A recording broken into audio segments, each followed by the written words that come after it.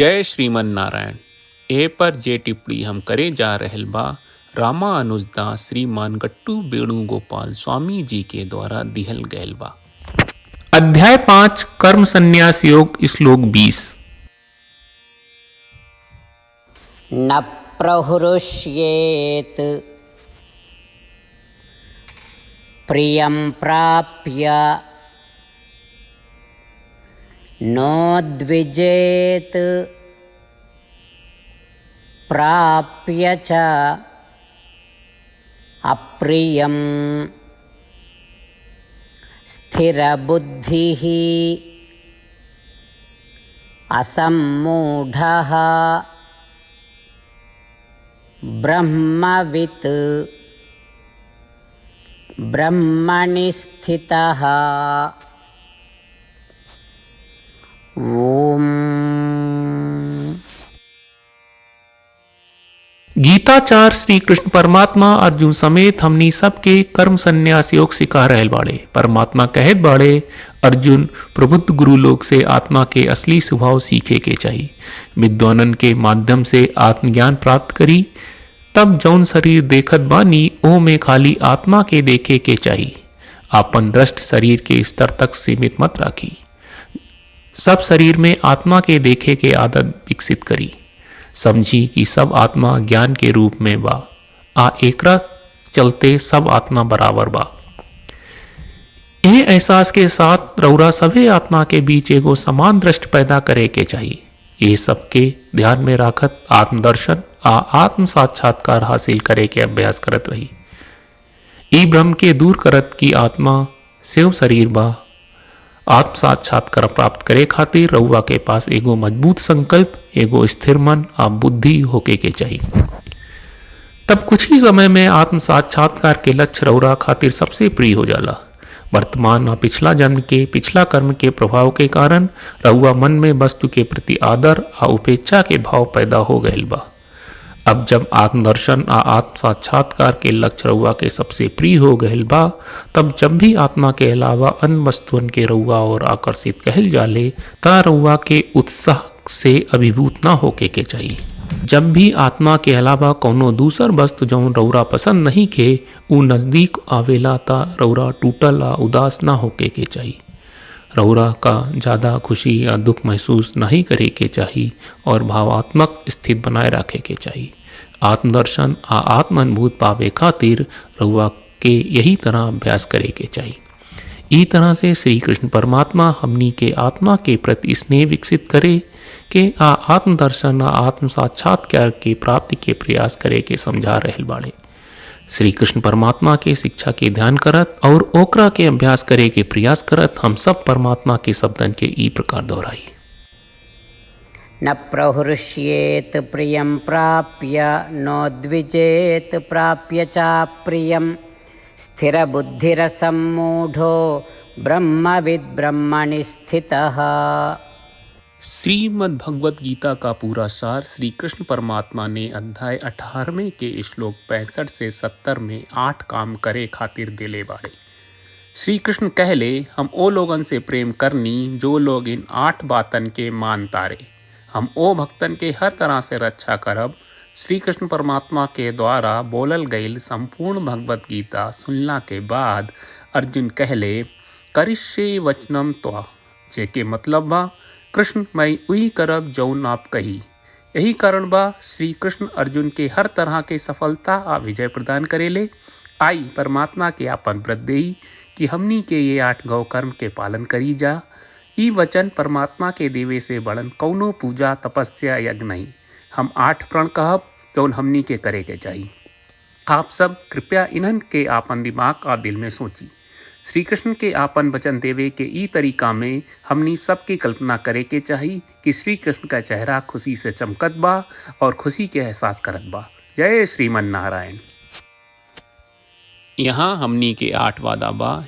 हमनी के पहला वादा, हे श्रीमन नारायण आपका निर्देश के मुताबिक हम हमेशा तोहार ध्यान करब और तोहार बारे में सोचब। हमनी के दूसर वादा, हे श्रीमन नारायण आपका सलाह का अनुसार हम हमेशा आपका भक्त रहब। हमनी के तीसर वादा, हे श्रीमन नारायण हम आपन सब काम तोहरा सेवा के रूप में और तोहरा संतुष्टि खातिर करब। हमनी के चौथा वादा, हे श्रीमन नारायण, जैस की आप माने के कहले रहलू, हमरा बहुत विश्वास बा कि हम आपके होई और हम हमेशा आपन दोनों हाथ जोड़ के आपके नमस्कार करब और आपकी पूजा करब। हमनी के पांचवा वादा, हे श्रीमन नारायण, हमरा के तोरा बात माम एकम शरणम ब्रज 1866 याद कहले, जहाँ आप हमरा के आपन का अर्पित करे का कहा। श्रीमन नारायण, मैं हमेशा तोहरे शरण में रहब।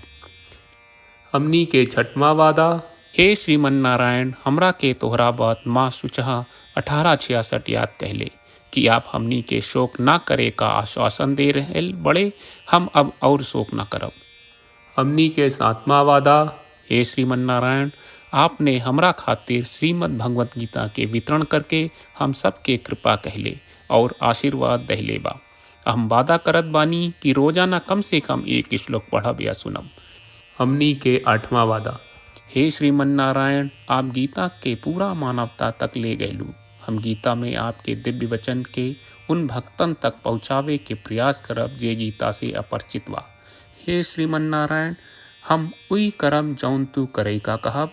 हम ऐसन व्यवहार करब जैसन आप चाहत बानी और हम खाली आपका खातिर काम करब। श्रीमन नारायण के रोज आपन वचन देहल कि हम ओइस करब जैस आप कहत बानी, ही अपने आप में बड़न पूजा बा। श्रीमन नारायण, करशे वचनम त्वा। श्रीमन नारायण, हम तोरे निर्देश के मुताबिक काम करब। सर्वम श्री कृष्ण अर्पणम अस्तु। जय श्रीमन नारायण। न प्रहृष्येत् प्रियं प्राप्य नोद्विजेत् प्राप्य च अप्रियं स्थिरबुद्धिः असम्मूढः ब्रह्मवित् ब्रह्मणि स्थितः। ॐ न प्रहृष्येत् प्रियं प्राप्य नोद्विजेत् प्राप्य चाप्रियं स्थिरबुद्धिरसम्मूढो ब्रह्मविद् ब्रह्मणि स्थितः। श्रीमन्नारायण, करिष्ये वचनं तव। सर्वं श्रीकृष्णार्पणमस्तु। जय श्रीमन्नारायण। जय श्रीमन नारायण। सब भक्त लोगों से विशेष अनुरोध बा, जीवन में हर चीज़ में हमनी के तत्कालिक और प्रभावशाली परिणाम की अपेक्षा रहेला। एकरा खातिर आइए रोजाना 1 मिनट के समय निकालल जाए और नारायण आश्रम पढ़ल जाए। नारायण आश्रम प्राप्त करे खातिर नारायण आश्रम वेबसाइट पर जाई, जो www.narayanashram.org है, और पंजीकरण में आपन नाम और ईमेल दर्ज करी। आपके द्वारा प्रदान कईल गई ईमेल पर आपका एक नारायण आश्रम PDF प्राप्त हुई। PDF में एक रामायण श्लोक, एक गीता श्लोक और एक विष्णु नामम बा। ये तीनों के मिल के नारायण आश्रम कहल जाला। हर व्यक्ति के ये श्लोक के अलग अलग संयोजन मिलेला।